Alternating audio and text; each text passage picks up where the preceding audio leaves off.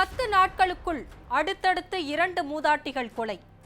ஒரே பாணியில் 2 மூதாட்டிகளும் கொலை செய்யப்பட்டிருந்ததால் ஒரே நபர்தான் கொலையில் ஈடுபட்டிருக்க முடியும் என்று முடிவு செய்த போலீஸ் சிசிடிவி காட்சிகளை ஆய்வு செய்து தீவிர விசாரணை. செல்போன் சிக்னலையும் கிராம மக்கள் கொடுத்த தகவலையும் வைத்து துப்பு துலக்கிய போலீஸ்.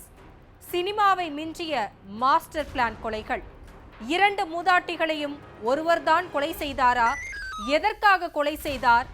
நடந்தது என்ன?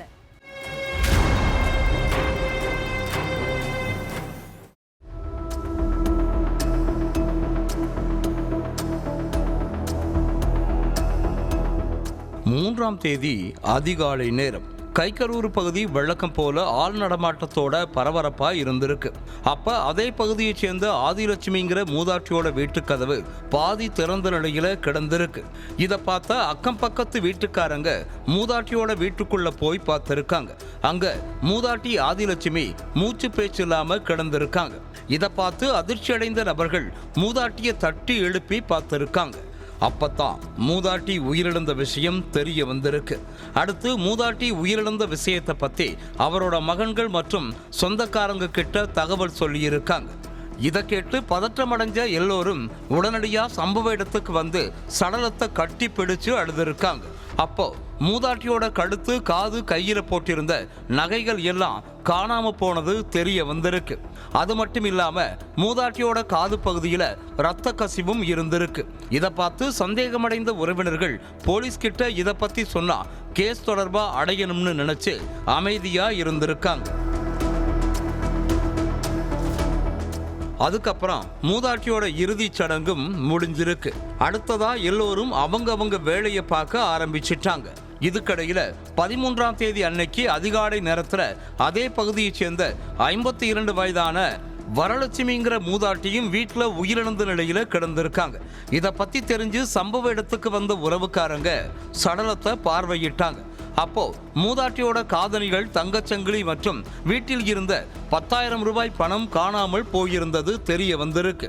இதனால மூதாட்டியோட உயிரிழப்பட சந்தேகமடைஞ்ச உறவினர்கள் போலீஸுக்கு போன் பண்ணி தகவலை சொல்லியிருக்காங்க.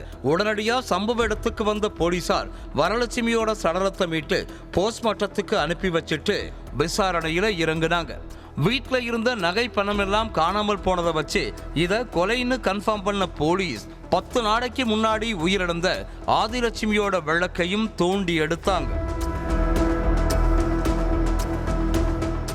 அப்போ மூதாட்டிகள் ஆதிலட்சுமியும் வரலட்சுமியும் ஒரே பாணியில கொலை செய்யப்பட்டதை உறுதி செஞ்ச போலீசார் அவங்க 2 பேரையும் ஒரே நபர் தான் கொலை செஞ்சிருக்கணும்னு முடிவு பண்ணியிருக்காங்க. அடுத்து கொலையாளி யாருன்னு தெரிஞ்சுக்க அந்த ஏரியாவில் உள்ள சிசிடிவி காட்சிகளை ஆய்வு பண்ண போலீஸ் 2 மூதாட்டிகள் உயிரிழந்த அன்னைக்கு யாரோட செல்போன் சிக்னல் அவங்களோட வீட்டுக்கு பக்கத்துல பதிவாகி இருக்குன்னு செக் பண்ணி இருக்காங்க. அப்போ அதே பகுதியைச் சேர்ந்த துருவந்தோட செல்போன் சிக்னல் காட்டியிருக்கு. இதனால அந்த இளைஞர் மேல சந்தேகம் அடைஞ்ச போலீஸ் கிராம மக்கள் கிட்டையும் உயிரிழந்த ஆதிலட்சுமி மற்றும் வரலட்சுமி வீட்டுக்கு யாரு அடிக்கடி வருவாங்கன்னு எல்லாத்தையும் கேட்டிருக்காங்க. அப்போ கிராம மக்களும் துருவந்தோட பெயரை சொல்லி இருக்காங்க. அதை வச்சு போலீசார் துருவந்த போலீஸ் ஸ்டேஷன் கூப்பிட்டு போய் விசாரிக்க ஆரம்பிச்சிருக்காங்க. 3 வருஷத்துக்கு முன்னாடி ஆந்திரால உள்ள கைக்கரூர் பகுதியைச் சேர்ந்த துருவன் அதே பகுதியைச் சேர்ந்த ஒரு பொண்ணை காதலிச்சுட்டு இருந்திருக்காரு. ஆனா இவங்களோட காதலுக்கு 2 வீட்டாரும் எதிர்ப்பு தெரிவிச்சிருக்காங்க. இதனால வீட்டை விட்டு வெளியேறின காதல் ஜோடி திருமணம் பண்ணிட்டு அதே கிராமத்துல ஒரு வாடகை வீட்டுல தங்கிட்டு இருந்தாங்க. அதுக்கப்புறம் எந்த ஒரு வேலை வெட்டிக்கும் போகாம மதுவுக்கு அடிமையான துருவன் டெய்லி ஃபுல் போதையில வீட்டுக்கு வந்து மனைவியை போட்டு அடிச்சு சித்திரவதை பண்ணி இருக்கான். இதனால கணவனோட டார்ச்சரை தாங்க முடியாம அவன் கூட சண்டை போட்டுட்டு தாய் வீட்டுக்கு போயிருக்காங்க.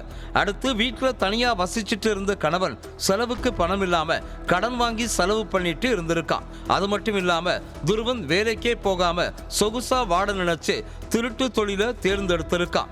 அதுபடித்தான் கிராமத்துல தனியா வசிக்கிற மூதாட்டிகளை குறிவச்ச துருவன் அவங்களுக்கு சாப்பாடு வாங்கி கொடுக்கிறது, அவங்க வீட்டுக்கு அடிக்கடி போறது, பென்ஷன் காசு வாங்கி கொடுக்கறதுன்னு உதவி செய்யற மாதிரி நடிச்சு கொலை பண்ணி நகைகளை திருடுனதா வாக்குமூலம் அளிச்சிருக்கான். கொலையாளியோட வாக்குமூலத்தை பதிவு பண்ண போலீஸ் அவனை அரெஸ்ட் பண்ணி சிறையில அடைச்சிட்டாங்க.